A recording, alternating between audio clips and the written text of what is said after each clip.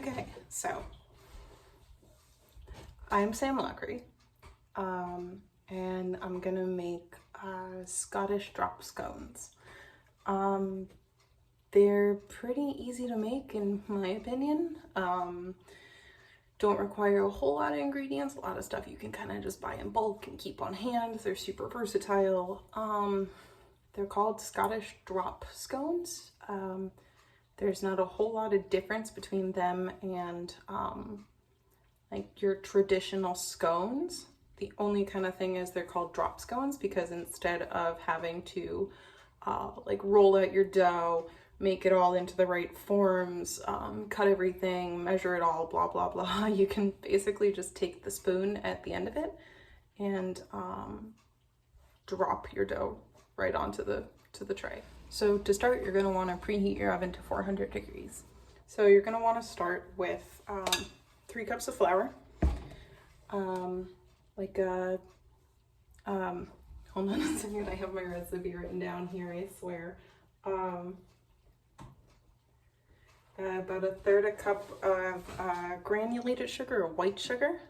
You can also use brown sugar if you want to, or some sugar substitute. About the same measurements will work out pretty well. You're also going to start with about 1 teaspoon of baking powder, not baking soda, baking powder. You're also going to start with 1/2 to 2/3 a cup of milk. It's going to vary depending on how wet you want your dough to be. About 2/3 a cup of butter, pretty cold, cut into small cubes, probably about that big. You want it to be cold, not freezing cold, but like pull it out of the fridge maybe, I don't know, 5 minutes, 6 minutes before you want to use it, because you still want it to be pretty cold. So you start with your dry ingredients. So you want to put your flour and your sugar and your baking powder right into the bowl. You're also going to want to use a little bit of salt. Now, if you're using unsalted butter, you should use like 1/2 to 3/4 of a teaspoon of salt. If you are using salted butter, which I am, you should use way less. So probably like 1/4 of a teaspoon of salt. You're going to take all of your dry ingredients into the bowl, and because I really like lemon and blueberry together, that's what I'm putting in mine today. So I'm going to take my lemon and my zester, and I'm just going to zest it right into the bowl. This goes in with your dry ingredients.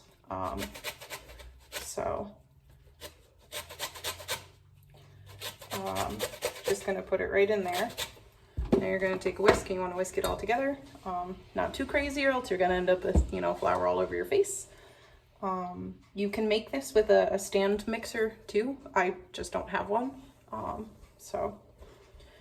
But you can make this with a stand mixer. You just wanna kind of give it a good whisk so all of your dry ingredients are nice and mixed together.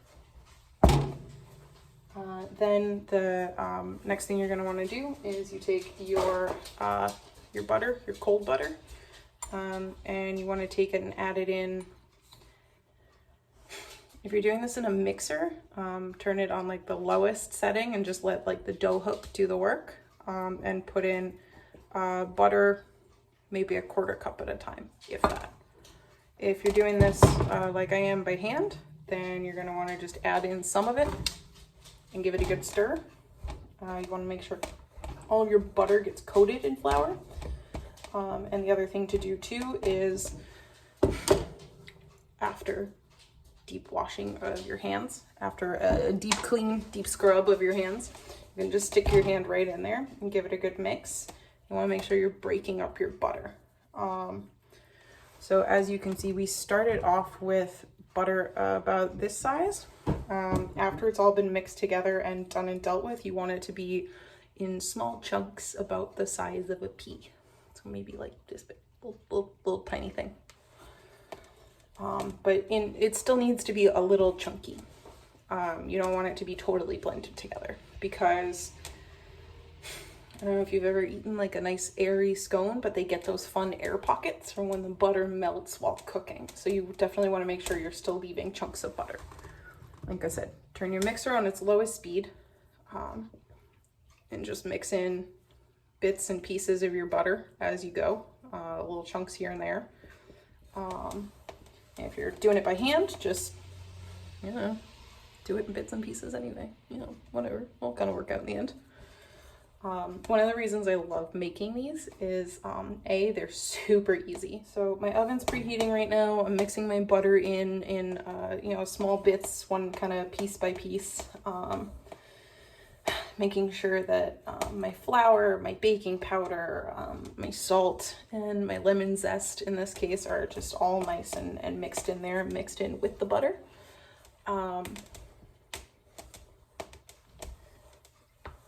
So like I said, I'm just giving it a good stir, giving it a good knead. You know, I love making these because they're super versatile. You know, you could use, today I'm gonna do lemon and blueberry, but you could use orange and like chocolate, which I've done. Put a little bit of cocoa powder in the scones and like some orange juice. It's really good. I like lemon and blueberry. I'll do strawberry, walnut, just about anything you could think of. You can put into these. They're super easy. They're something that my family makes all the time, because you can make them in huge batches. This batch that I'm giving you here, I think you'll get about 12 scones out of it. If you live in a house like mine and there's, you know, 6 people in it, then you want to make more, and you know, you can make 18 or 24 or I don't know, 1,200 at a time if you are feeling really ambitious. But there's something that my family makes all the time because they make for like a great grab and go breakfast. And most of my family, a good chunk of my family is Scottish, which is kind of where this comes from. A long, proud history of doing things better than the English. I'm kidding, it was a joke. So at this point in time, you know, my dry ingredients are pretty mixed up. My my butter is in some nice little kind of pebbles, is kind of what it should look like. Like little pebbles about the size of, you know, like I said, about the size of a pea. You know, if you feel like it does need more, you can always add more too, a little more butter. I think I said about 2/3 of a cup, but you can go all the way up to a cup of butter and it'll still come out pretty good. Just want to be careful when you do that, or else you're gonna, you know, mess up your ratios if you're not careful. So now that I have my, like all of my dry ingredients and my butter in this bowl here, which same thing, I'm just breaking up any large pieces of butter I see here. I don't know how well you can see that, but it's kind of pebbles a little bit. What I'm gonna want to do next is I'm gonna want to add in, so I'm putting some walnuts in this, which, you know, you can do, you certainly don't have to. For this recipe, I've got about a 1/4 cup of really finely ground walnuts here. Because you don't want them to be too big, or else you'll like take out a tooth on them. You don't want them to be too tiny, or else you're not going to be able to taste them. Just going to mix those in a little bit. So now in this bowl, I have my my flour, my sugar, baking powder, salt, butter, and walnuts. So 6 things at this point, and my lemon zest too. So 7 things, I guess. At this point in time, what I'm going to do is I'm going to cut my lemon in half, and I'm just going to give it a good squeeze because I want a little extra of that lemon taste in there. Be careful with the seeds. If you have a juicer, you can do that. You can use just lemon juice already, like if you already have it. I'm going to put my lemon juice in first because when I pour the milk in here, I want to make sure that my dough is not too wet, because if it's too wet, you're just going to get scones that it's going to be real ugly. No one likes that. So after that, I have 2 eggs, which are gonna go right in. Just whole eggs, no problem. Eggs in a recipe actually make for a binding agent. They're part of what helps keep everything together. You're gonna wanna break up your egg yolks, start giving it a little bit of a stir. Now, after that, you take your milk. Do not pour it all in at once or you will end up with soup.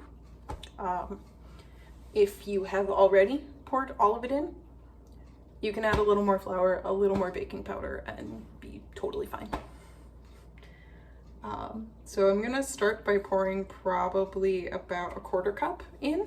And then I'm just gonna, same thing, I'm gonna give it a stir.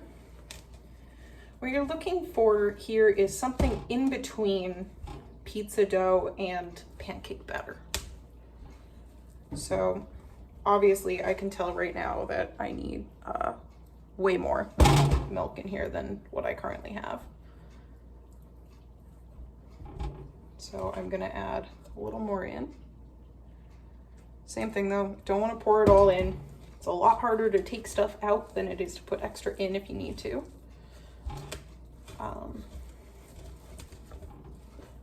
See, now it's starting to look a little more like a dough, now that it's kind of starting to get mixed together.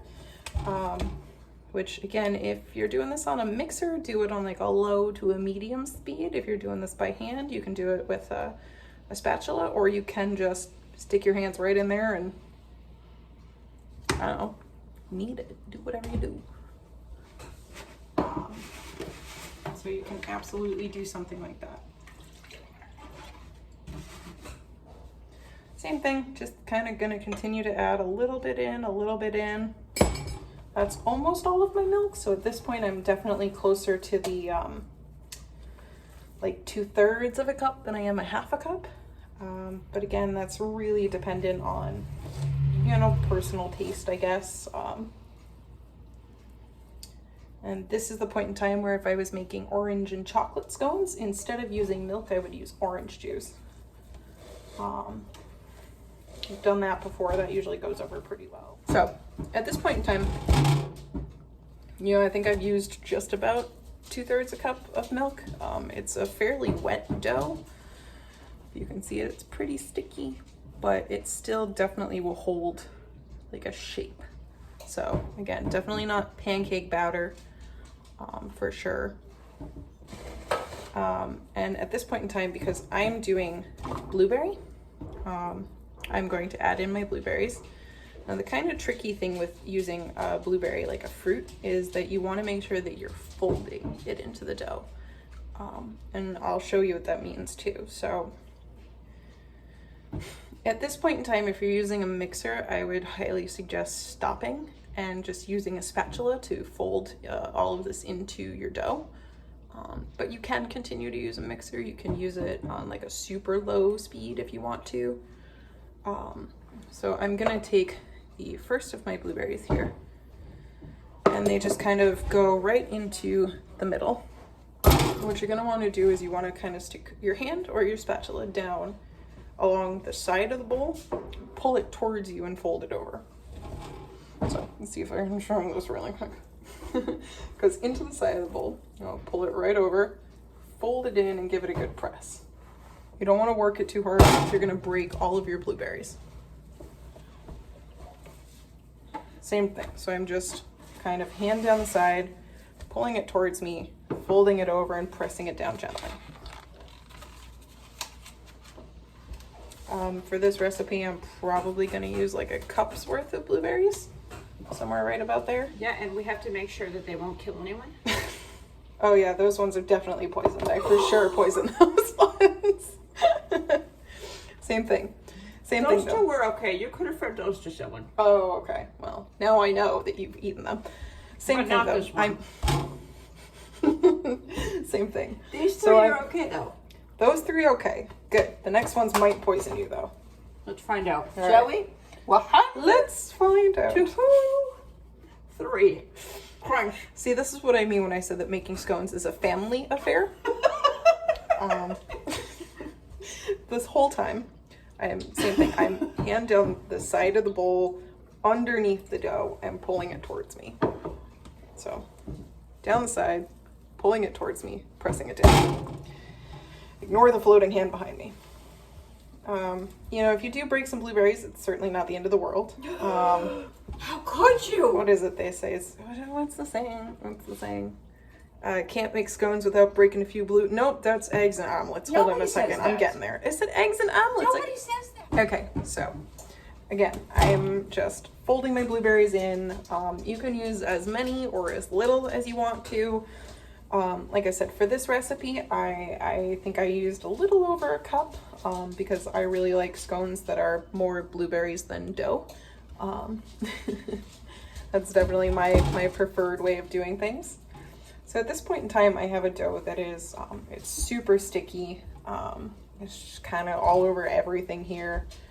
But, you know, like I said, super sticky, but it's still gonna hold its shape here. Now comes the super fun part. My family always thought this was kind of the best part of the whole thing, and if your dough is particularly sticky sometimes, or particularly wet, sometimes you'll get a little bit of splatter, which was always kind of part of the fun for us. So what you're gonna do first is you're gonna take one kind of very large spoonful of your dough.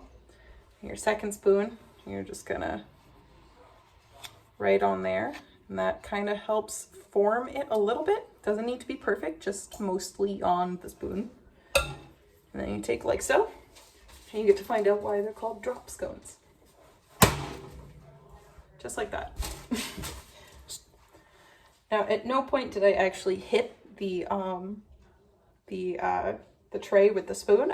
You give it a good whack and it all comes right off the spoon. And it's very fun.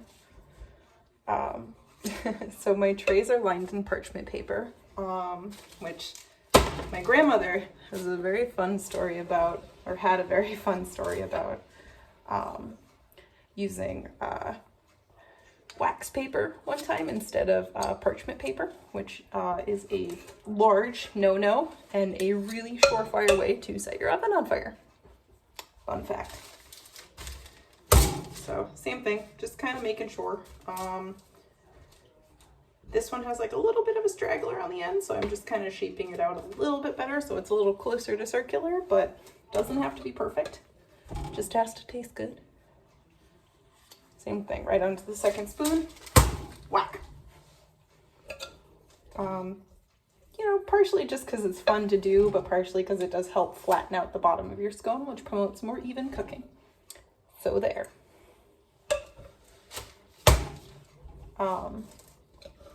At this point, I think due to the size of my scones, I'm getting about 16 out of them.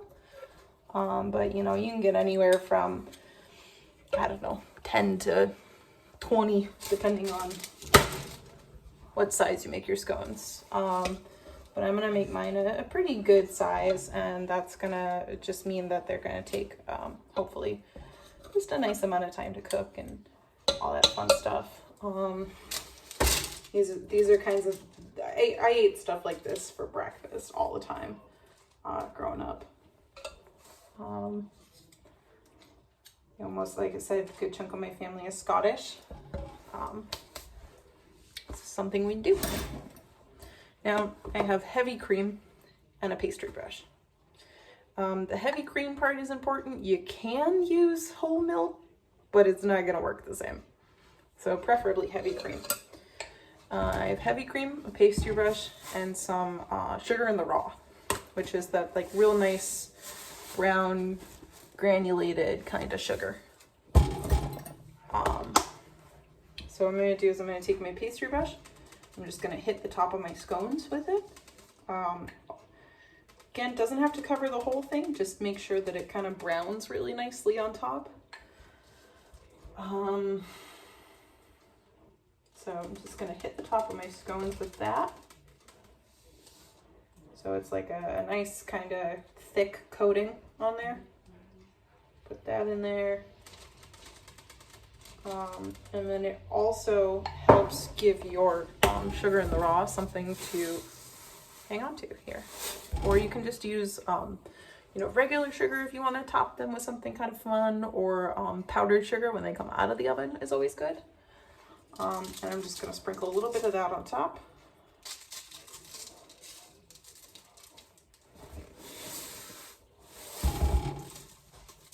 Just gives it a nice little texture, a little extra sweetness.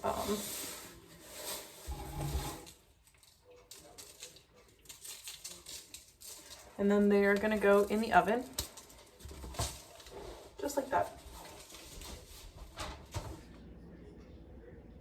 Alrighty then, we have done it. As you can see, they're not too dark on the top, real pale golden color on the top, real nice dark golden brown on the bottom. Took about 22 minutes in the oven.